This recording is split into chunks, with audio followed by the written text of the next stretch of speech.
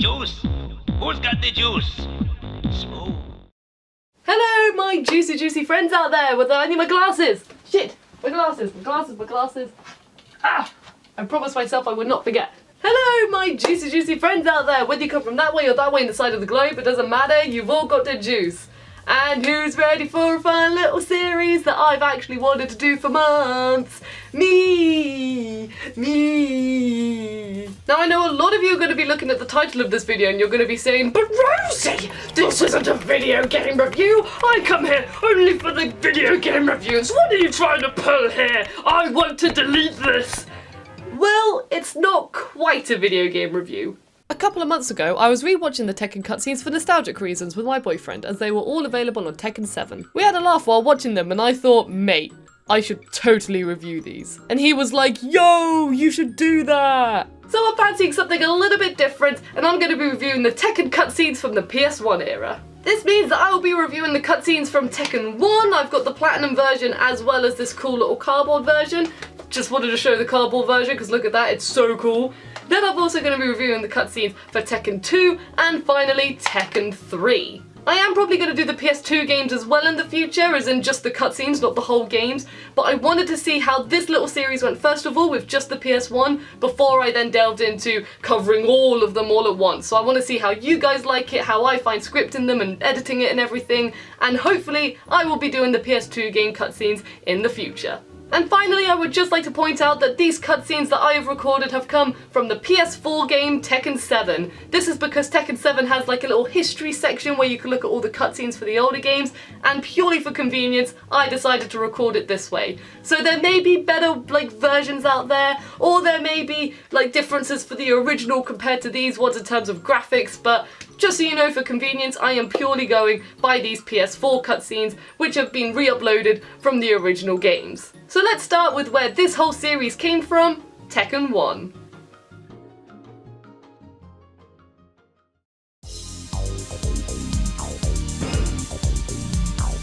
Tekken 1 is the first installment to Namco's famous Tekken series, being released in 1994 in arcades until it was converted to the PlayStation 1 in 1995. Yeah, this game's an early boy in terms of the PlayStation lifecycle. On the side of the box it's called 00005, so I think that means it was the 5th game made on the PlayStation. I think anyway, if I'm wrong, please feel free to point me out on that, but if it is the 5th game, that is really blooming cool. And it was received very highly on its original release, scoring an average of 4 out of 5 across reviews. Since I'm only going to be reviewing the cutscenes for this game, I decided not to go too much in depth on the actual backstory and the history to the games, purely because I want to focus purely on the cutscenes alone. And really, I just kind of wanted to give you an overview, just basically so you don't say, this game was made in 2018, look at these graphics, they're appalling, God, my game of what's a modern game, God of War, yeah, they're better. I haven't played God of War yet, I want to play the other 3 first and then delve into that one, so I don't even know how good God of War is. So please just respect that these games are an element of their time, they're really good for what they were back then, and even though I take the mick, I still appreciate what it is that they did and the effort that the team and everyone put into them, so please just respect that. They're not just shit, okay? They're lovely, they've got an own little charm to them that I love. But let's see what the first cutscene is like, being the introduction to the arcade version of the game. Oh, hello big muscly man in the shadows. What you doing there, chum? Oh, he has music, the boy is alive! Kazuya's alive? It also sounds like the PS1 boot up sound to me.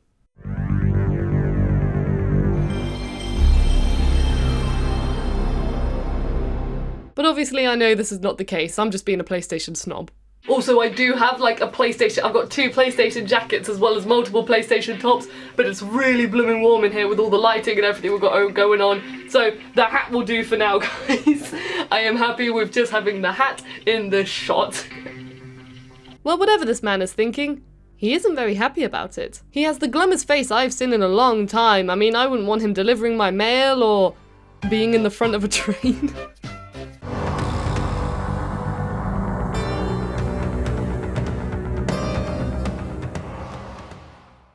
Aha! So he was thinking about a fight! That grumpy face was him thinking of all the pain and anger and everything he had inside of him, and he's going to let it out in battle! I'm going into battle! But I have to say, those finger wiggles and that fist jiggy thingy, I find it really weird. I mean, I get the fingers, but who wriggles their fists like this when they're about to fight? I wouldn't go, ho ho, if it's a fight you want, it's a fight you get. But those moves were pretty smooth. And if I saw this in an arcade, I would have so many questions about this angry man. I just have to play it. But I think it's time we saw what the console intro has to offer.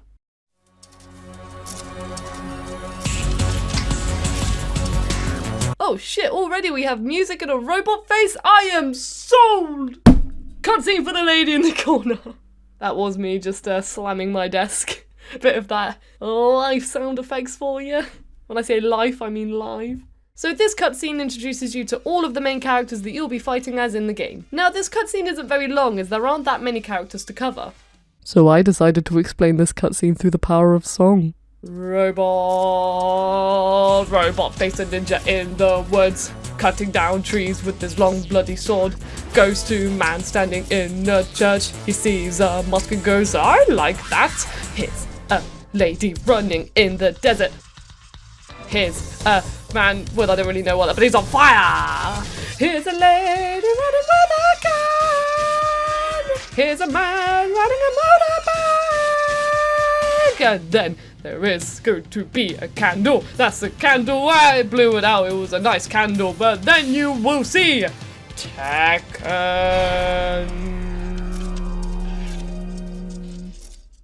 Oh, you shouldn't have. Stop it. Stop it. You're all too kind. Oh, and what is this?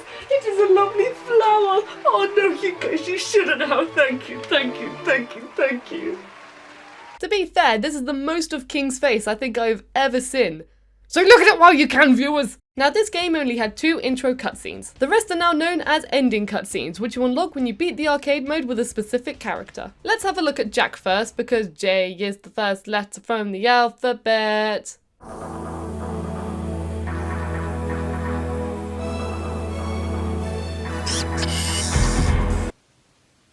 I'll tell you what, I'll speed it up for you.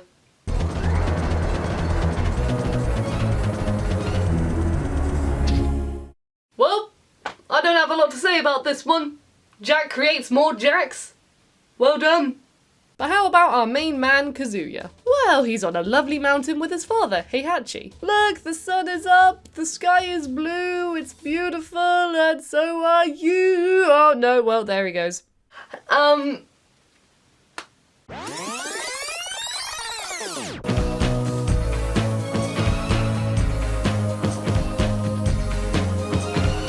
Yep, well, he just dropped his father down a cliff. Okay. For those of you who need a little bit of context, let me summarise this complex situation in 20 words. Heihachi dropped his son off a cliff when he was like 8, so Kazuya climbed back up and got revenge. But I have to say, this is very uplifting music for dropping your father off a cliff. It almost makes it seem like it's a happy occasion. I mean, it is for your boy here, but not for anyone else. And how does Kazuya feel about this?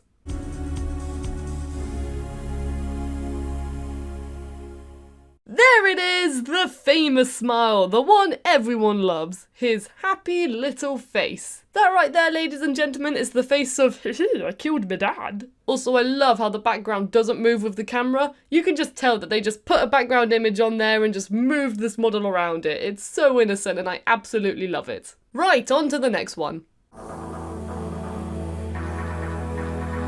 Oh, you notice how you have that really optimistic music playing in the background? Get used to that because that's the only music you're going to hear today. But what a lovely, well I presume is a church, we have here. And oh look, it's King! Looking bigger than the whole bloody building. Oh my god, is that kids running out of the building? Okay, that is impressive, I don't care what you say. Guys, these are real kids interacting in a video game world. And they even animated King based on the kids running around him. That must have taken them ages to do. Appreciate it. Sounds like Gollum. No, Smeagol must appreciate the children running at an animated wrestler in a tiger mask. No. So King has all of these kids run up to him in excitement and what does he do? Yay! I don't really know why he just puts his arms up as if he's going yay. Maybe because he's raised some money for this church place, or maybe it's even an orphanage. But this is one hell of a victory pose. Hello there, this is the totally legitimate phone company. Just ringing to let you know that you have won £1 million.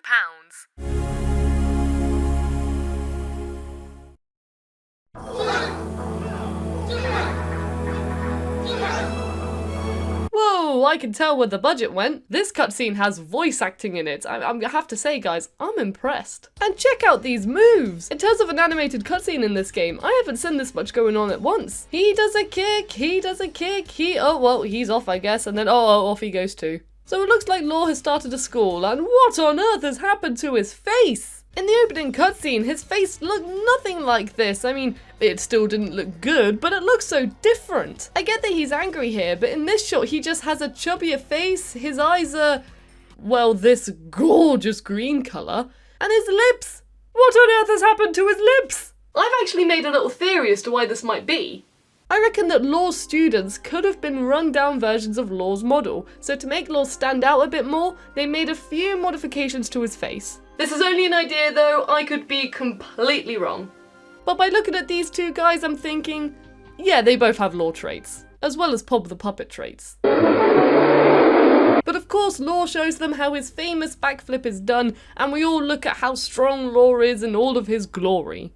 Also, he has a very floppy fringe. This next cutscene, I would say, is the sweetest in the bunch.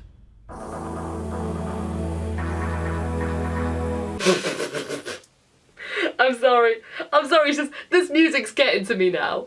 Yes, it's Michelle's ending, and it looks like she is finally going home to her lovely, I presume, mother, who humbly rocks on her chair in this desert. And look at this lovely little setup they have going on here. This is all just so humble and lovely. But I have to say, Michelle, those are one hell of a pair of legs. Yes, Quine, you take that compliment. Ooh, those legs. They could drive a man to murder, I say. This is probably the sweetest smile these cutscenes have. I mean, everyone else has either a pissed, emotionless, or I killed my daddy face. But off she goes back to her lovely little life.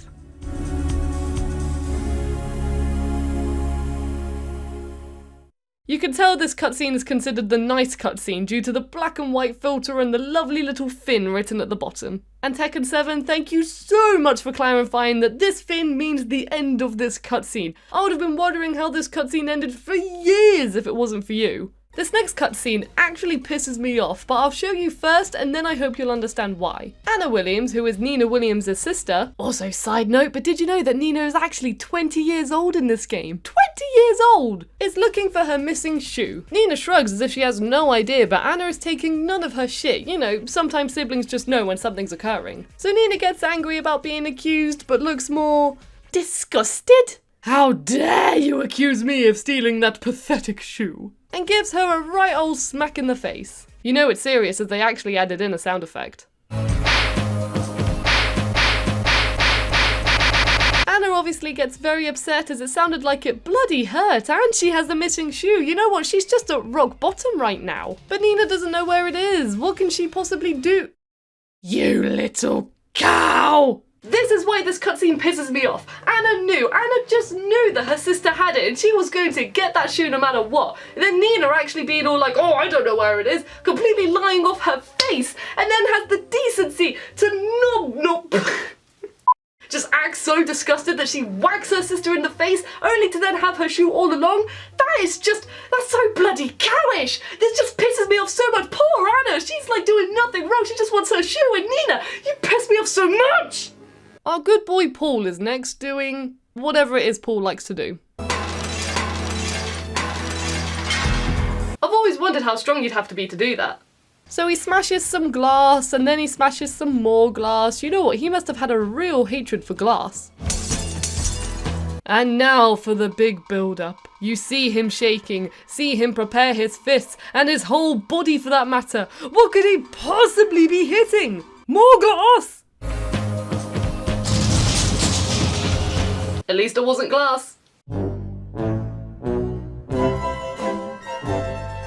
But to be fair, he made this entire brick wall just to put someone's face on it and knock it down again. I mean, I wish I had the budget to do that. Not to put someone's face on it, of course, but just to build a random ass wall to knock it down again with my bare hands! And we end with another famous cutscene from the early PlayStation 1 graphics community. This is actually another very sweet cutscene. We have our hero, Yoshimitsu, riding on his noble steed through a village of poorer folk as he lets money fly out of his cabinet for all to have. Oh, what a noble knight he is. And that's pretty much all there is to this one, apart from a few details that makes this cutscene very memorable. First of all, the fact that these are Law and Michelle's character models. Look at them, they're the exact same. Michelle, I can understand why, as she does have a very sweet face and they did put her in a different outfit. You know, like a superhero. Put them in a different outfit and they're unrecognisable. But Law? Well, first of all, this is actually Law and not this creepy shite. And secondly, they didn't even try with this one. He is still in the same bloomin' outfit. He stands out so much in this town because everyone else is wearing very pale and bland clothes. But nope, here's Uma Thurman in her Kill Bill outfit at it again. I know I could have compared him to Bruce Lee, but A, you were all expecting that, so you know I'm trying to spice it up a bit. And it's my video, so shut up.